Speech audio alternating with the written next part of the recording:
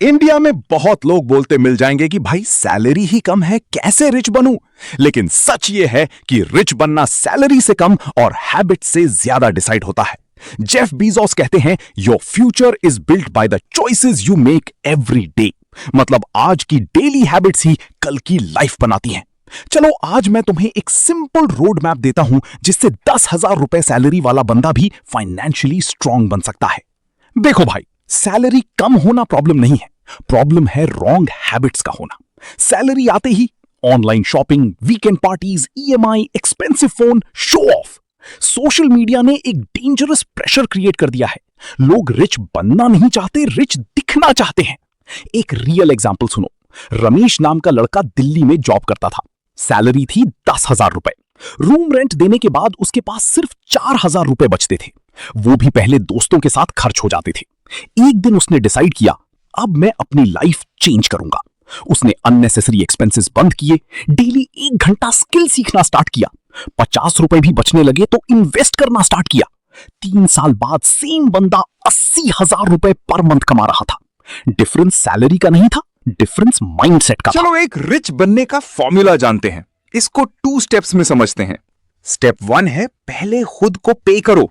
Salary आते ही सबसे पहले सेविंग करो, चाहे 500 रुपए हो या 1000 रुपए। वॉरेन बफेट बोलते हैं, if you don't find a way to make money while you sleep, you will work until you die. इसलिए सेविंग को इन्वेस्टमेंट में कन्वर्ट करो। Step 2, skill upgrade. तुम्हारी सैलरी डायरेक्टली तुम्हारी स्किल को रिप्रेजेंट करती है।